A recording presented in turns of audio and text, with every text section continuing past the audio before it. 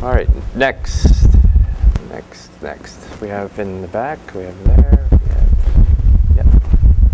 Good afternoon. Would the moderator be willing to answer questions? I have a question for the moderator. If you introduce yourself. Yes, sir. Manuel Cantos. I'm a retired bureaucrat, but now I'm to overseas export manpower. Regarding your experience as advisor on project on housing finance in Latin America for IADB, what institutional best practices have you observed that you could possibly pass on to housing authorities in the Philippines? And second, what do you think would be the affordable level of percentage of household income that can be devoted to housing mortgage? And have you encountered a country that has a Ministry of Housing, or would it work? A Ministry of Housing in the Philippines? Thank you. So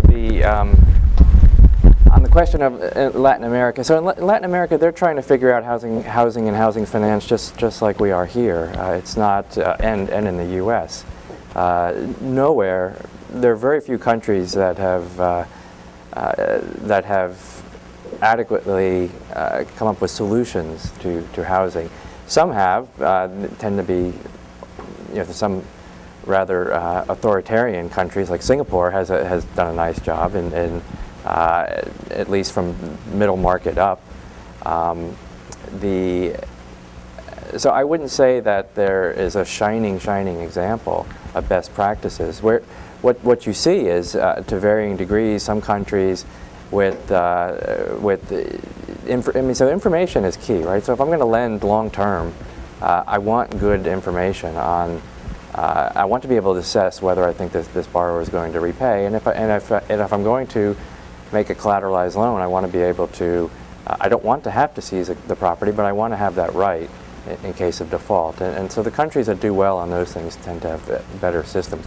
But they're all facing, Brazil included, one of the richest emerging markets in the world, huge housing issues, and so there's no good solution necessarily. I mean, people are trying to find, different governments are trying to find their way on this.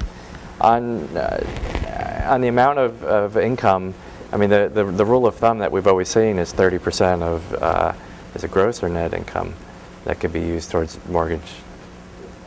Net. Okay, thank you. We have experts in the audience. What was the third question? What percentage of disposable income would be affordable for the housing mortgage?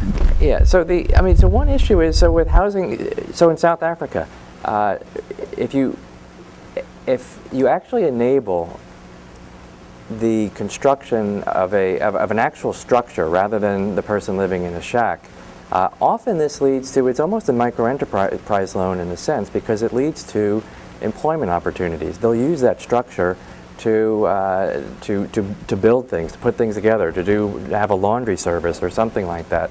So they can actually get much better returns than just consuming the house. And so to some extent, these things can have higher payoffs than one might expect, which would suggest that they can be affordable at more conventional levels, if the money is being used to improve the structure, and if the structure is then being used to improve the livelihood.